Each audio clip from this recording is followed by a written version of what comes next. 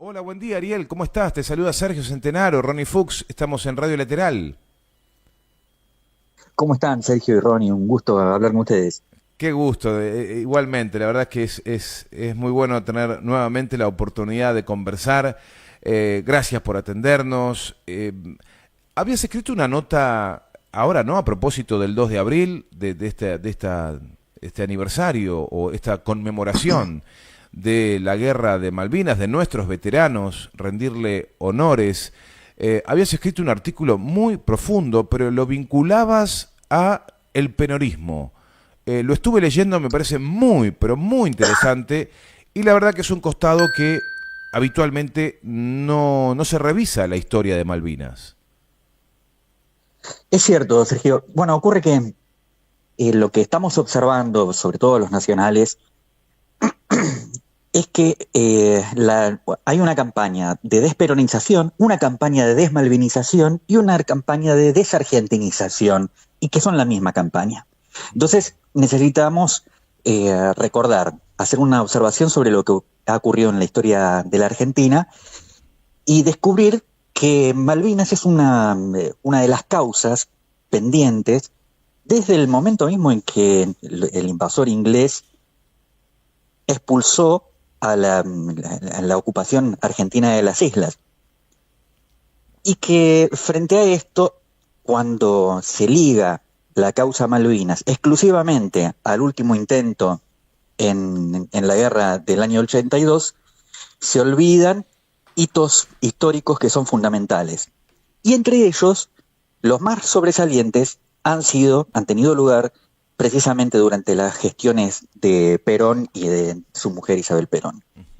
Y esto es lo que yo rescato en este artículo, con algunos elementos que tienen que ver con tópicos históricos que están comprobados y sobre lo que hay abundante documentación.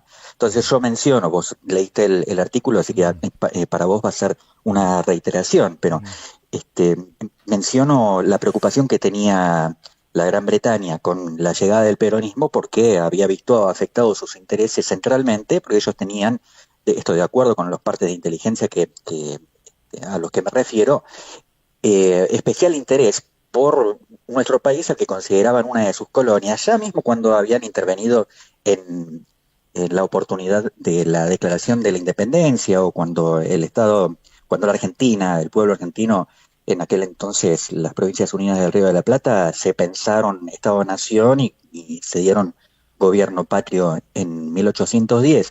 Esto, fíjate que ocurre eh, pocos años después de las invasiones de 1806 y 1807, que fueron intentos de la Gran Bretaña por hacerse de la ciudad de Buenos Aires, porque ya tenían conocimiento de la cantidad de recursos y posibilidades que daba nuestro país y fundamentalmente nuestra región, que era a través el, de la cuenca del Plata, la posibilidad de ingresar hacia mucho que era fantasía en ese entonces, incluso hasta la propia leyenda del Dorado, o la leyenda de ciudades hechas en material de plata. Se encontró ya en aquella época con una resistencia nacionalista muy fuerte. Y recordamos la Vuelta de Obligado y el modo en que la escuadra más importante de mar que había tenido el mundo en ese entonces, que integraban ingleses y franceses, quisieron venir a comerciar eh, acompañados por 20 buques de guerra. Ingresaron a un país que estaba apenas naciendo y que se resistió con tal fiereza que esa empresa, que atravesar el río, le costó más caro que encarar una guerra. Perdieron buques, perdieron recursos militares, y dijeron, bueno, lleguemos a un acuerdo porque con estos locos no se puede. Durante los gobiernos nacionalistas, y me refiero a los gobiernos de Perón, hubo además la inteligencia de decir, bueno, descolonializamos, vamos a tener una posición soberana explícita. Se atrevieron los gobiernos de Perón a desarrollar un país que era hasta entonces exportador de piensos, que prácticamente exportador de alimento para animales. Hoy ocurre prácticamente lo mismo, no tienen valor agregado las exportaciones agrarias, y recursos como la carne tampoco tiene un valor agregado, y las inversiones inglesas en la Argentina se vieron duramente afectadas, sobre todo también por los procesos de nacionalización. Pero hubo una etapa crítica en esa nacionalización, en ese proceso de colonización de Argentina, que fue durante el tercer gobierno de Perón, cuando en los últimos 8 meses de vida que le quedaban al único ciudadano argentino elegido 3 veces por voluntad popular como presidente, eh, cada propósito que se daba, que se proyectaba, lo coronaba en éxito. Fíjense que había la Argentina recuperado hitos en materia de justicia social, en materia económica y en materia de desarrollo, en esos últimos 8 meses de vida que le quedaban a Perón, que solamente habían sido alcanzados por sus anteriores 2 gobiernos.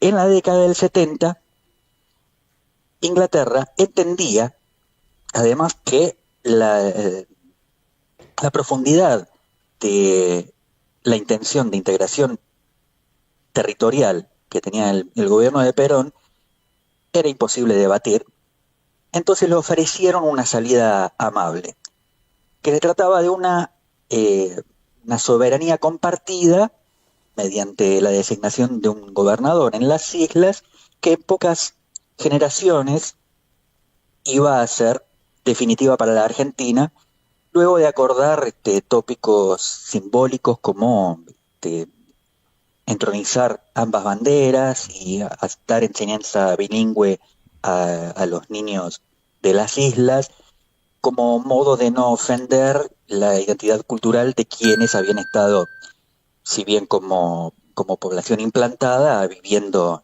en nuestras islas. A la muerte de Perón, naturalmente, los ingleses dijeron, bueno, ahora cambia la situación. Alguno incluso se imaginó, muerto el perro, se acabó la rabia, pero la rabia persistía, no había ninguna mella en eso.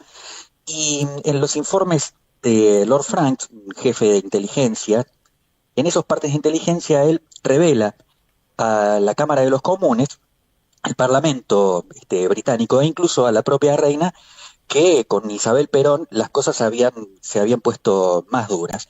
Es más, tengo por aquí anotado el textual de Lord Franks cuando dice en el año 76, si bien es posible que se establezca una corta tregua, es previsible la toma de nuevas medidas, hablaba del gobierno de Isabel, contra los intereses británicos bajo la forma de un aumento de presión hostil, tanto política como económica. Y él concluía, nunca antes un gobierno había atacado con tanto ensañamiento los intereses británicos en el Río de la Plata.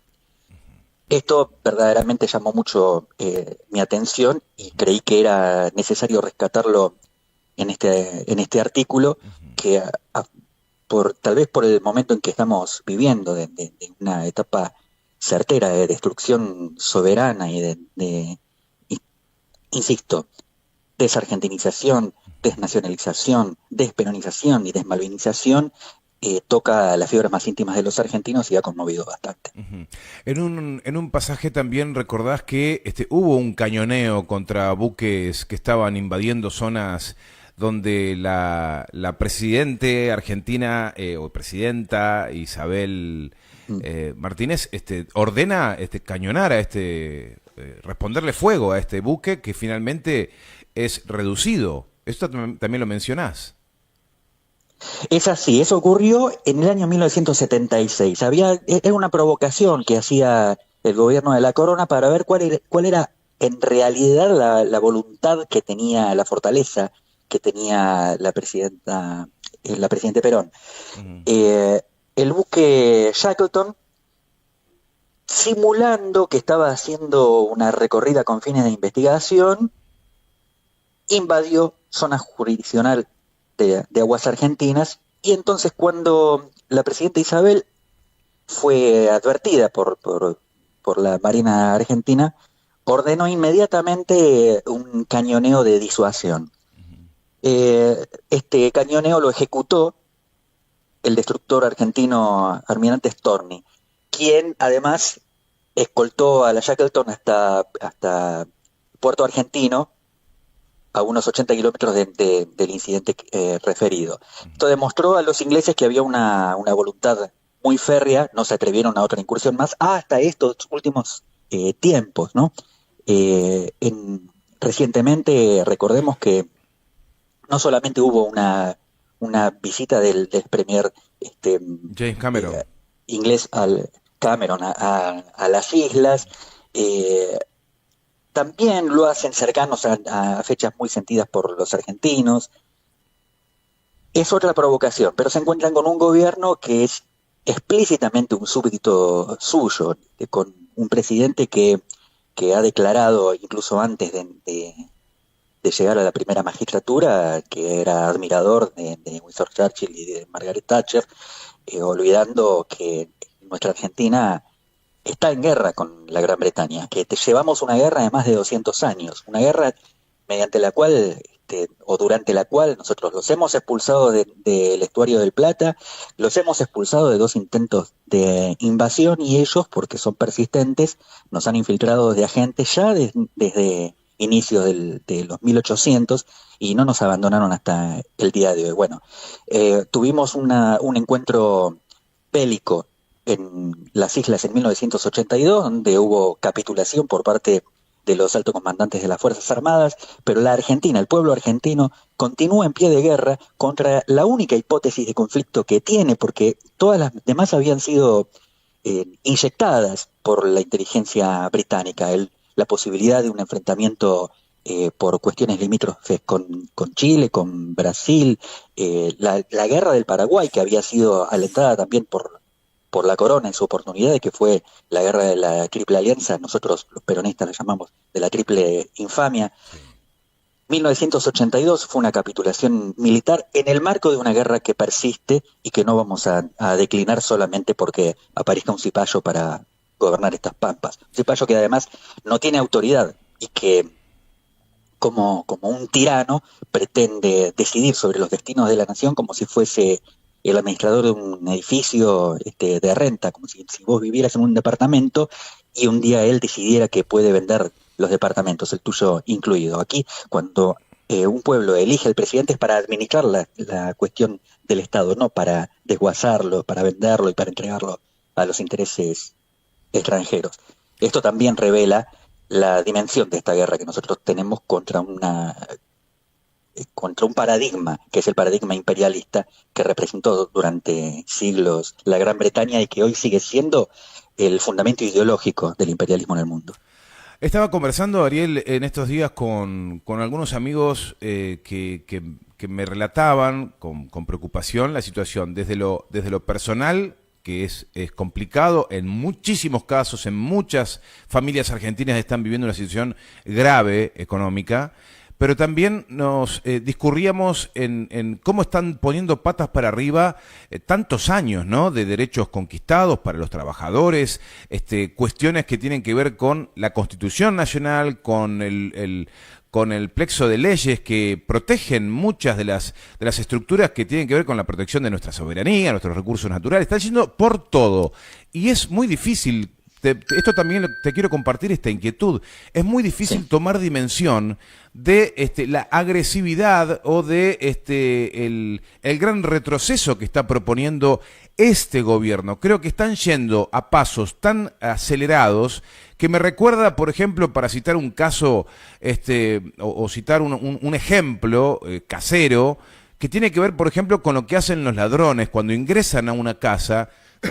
Uno de los elementos que tienen para causar shock en la familia a quienes van a robarles es cuando ingresan tirar todo, romper todo a los gritos. Eso genera bloquea a la persona que está siendo agredida.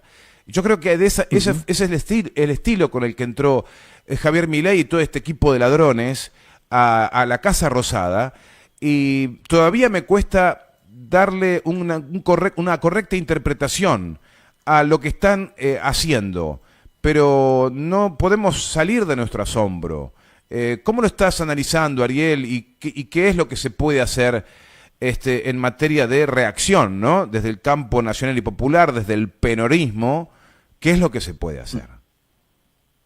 Primero te tengo que agradecer esa imagen que es sobrecogedora. Realmente son un grupo de forajidos que han ingresado a nuestra casa y han destrozado todo para amedrentarnos, y en muchos de los casos lo han logrado. Por lo pronto podemos observar que este gobierno que hizo de su campaña el ataque contra la casta y contra la corrupción y contra los abusos de la clase política, llega para cometer esos abusos en su propio favor, y que se ha convertido verdaderamente en una autocracia que pretende la suma del poder. En ese sentido, nosotros tenemos que observar qué es lo que está ocurriendo con la República. Los argentinos hemos elegido, luego de consagrar el Estado-Nación, un sistema de gobierno republicano y federal. Tenemos 3 poderes que componen el Estado, que tienen un valor equivalente, que se controlan 2-1. Pero hoy es la política precisamente la que está fallando. Hoy los contrapesos que están en la Constitución no están funcionando porque falta voluntad en los que deberían estar ejerciendo la oposición. En el esquema republicano, el día que se elige al gobierno mediante elecciones libres, se elige también a la oposición. Se dice, yo quiero que este gobierno, y se dice, y yo quiero que ustedes sean la oposición. Aquí hubo primero un acuerdo infame entre los ganadores de la elección y los peores perdedores, o sea, los últimos en esta misma elección, para consumar o para continuar el camino que había sido tratado por el macrismo a partir de diciembre de 2015, y que lo inició también con tanta ferocidad y apuro como el de Milei, pero con menos brutalidad, porque todavía tenía temores sobre la respuesta del sistema republicano, que hoy está virtualmente narcotizado. Hoy el Senado le ha puesto límites, un límite parcial al DNU 7023.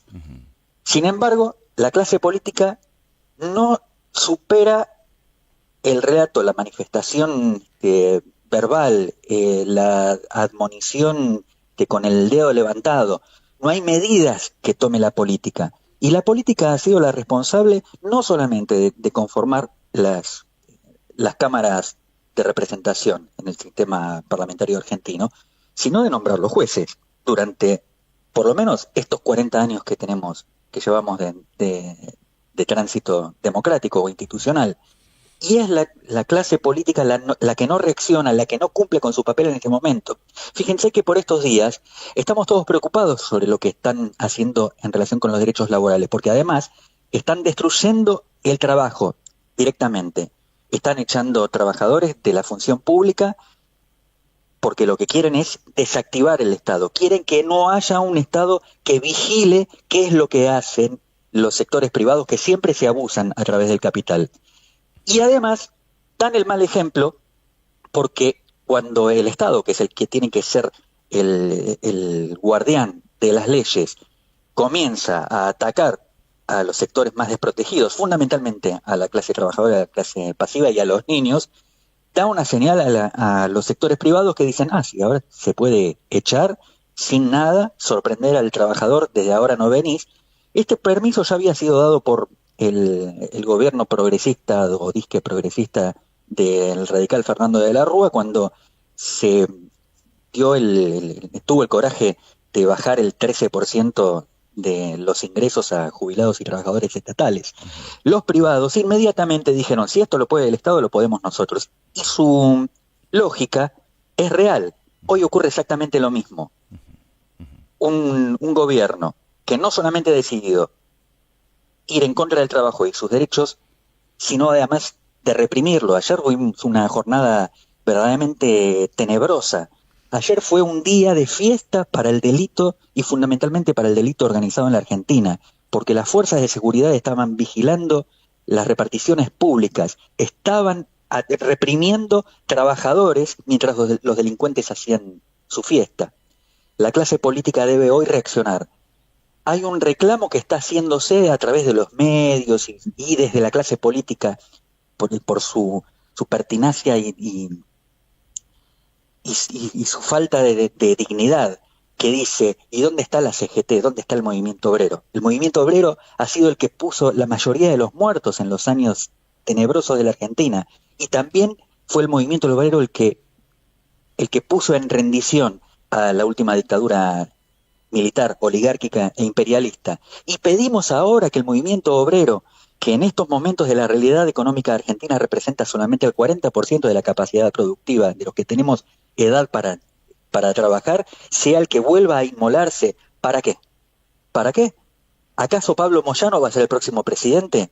Es para darle a la clase política la posibilidad de volver a insistir en este tipo de modelo colonial que no nos abandona desde el día que derrocaron a Isabel Perón. Profundo, ¿eh? Y al hueso, Ariel, no esperaba otra cosa.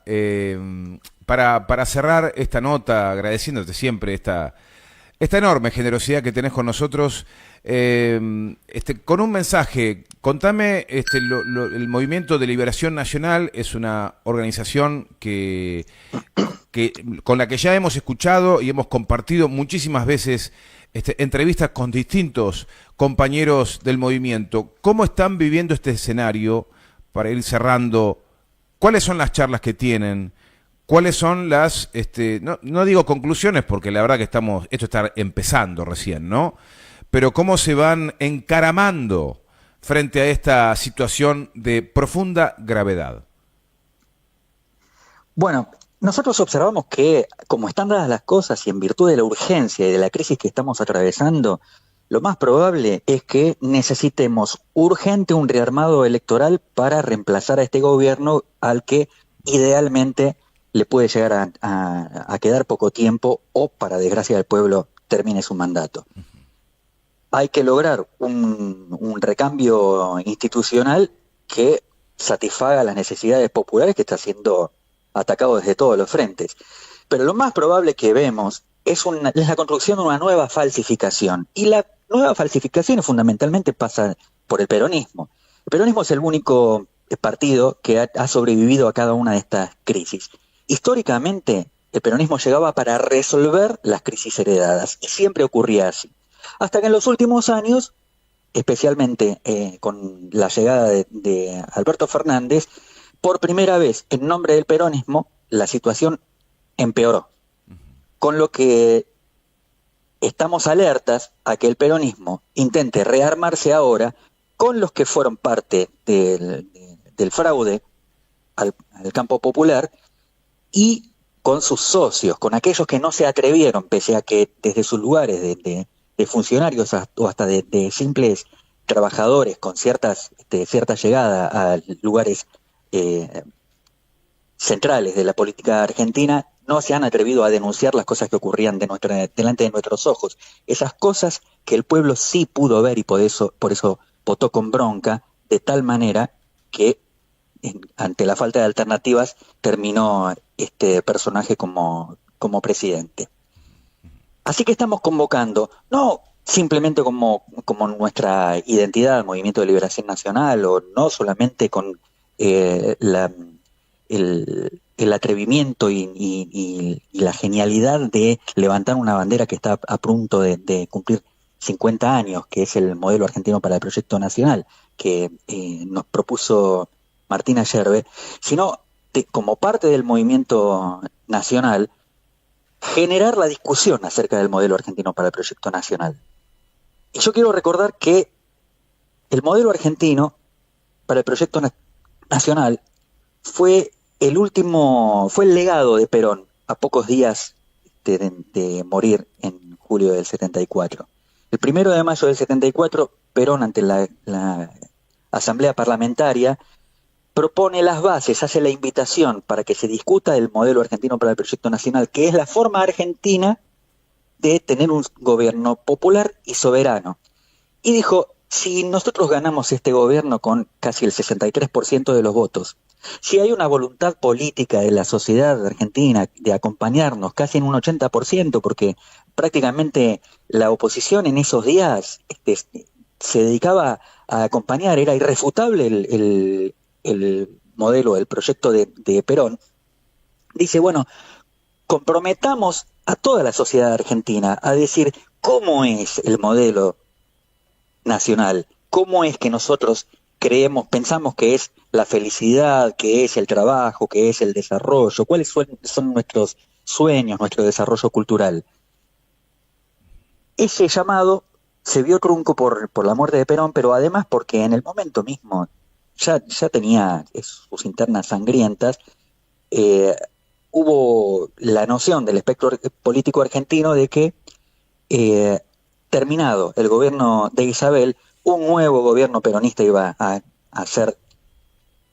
dirigir el futuro de los argentinos. Así que decidieron apurar el golpe, y el golpe nosotros supimos lo que ocurrió con él. Decenas de miles de argentinos, fundamentalmente trabajadores, jóvenes, y la mayoría peronistas, cayeron bajo la siega para instalar un nuevo modelo totalmente contradictorio al modelo nacional. Nosotros decimos desde el movimiento, e invitamos a todos los sectores de la política argentina que tienen sentido de patria, a que nos juntemos a discutir el modelo argentino para el proyecto nacional. Es más, si nos atrevemos a que creemos consejos para la elaboración de un programa nacionalista para el próximo gobierno, sea de la bandera que sea. Espectacular, Ariel. Gracias. Otra vez, gracias por conversar con nosotros. Muchas gracias a vos, Sergio. Los abrazo muy fuerte. Igualmente, gracias. Ariel Majirena, perdón. Sí, perdón. Ariel, ¿no te fuiste? ¿Tenés la moto todavía? Sí, no, aquí estoy. Decime que tenés la moto. Sí, tengo la moto. Tengo un gran amor con la moto, pero como es una cosa mueble, sigo vendiéndola. No. Lo que pasa es que con estas condiciones económicas está muy difícil. Por favor, Ariel, hagamos una campaña para que Ariel Majirena no venda su moto. Recordame qué cilindrada es, qué moto es. Mi moto, ganada en mis años de trabajo, sí, y merced a un trabajo largo y bien pago en el extranjero, y que me compré aquí en la Argentina para satisfacer mis sueños tilingos de peronista básico. Es una Harley Davidson. ¡Qué locura! Tina Defender, Police, 1450 centímetros cúbicos, un clásico que te deja temblando. Me quedo loco. Pero bueno, estoy sin trabajo, así que necesito ponerla en circulación. Hagamos una campaña para que Ariel Majirena no tenga que vender su moto, esa joyita. Cuando vayamos con Ronnie por Buenos Aires nos vamos a subir arriba para sacar una foto. Yo sé que ya nos invitaste a dar una vuelta, pero no nos animamos. Desde ya. Sí, bueno. Ariel. Bueno, encontrémosme trabajo, ¿eh? Sí, claro. De eso se trata. El que crea que soy lo suficientemente alfabetizado como para hacer un laburo, totalmente, se me pone en contacto. Totalmente. Ariel, te mandamos un fuerte abrazo. Gracias. Abrazo grande. Abrazo. Ariel Majirena, qué fenómeno, qué compañero. Él es periodista, es poeta, es militante del Movimiento de Liberación Nacional, con quien tenemos un afecto inocultable. Nosotros felices de poder siempre plantar bandera peronista.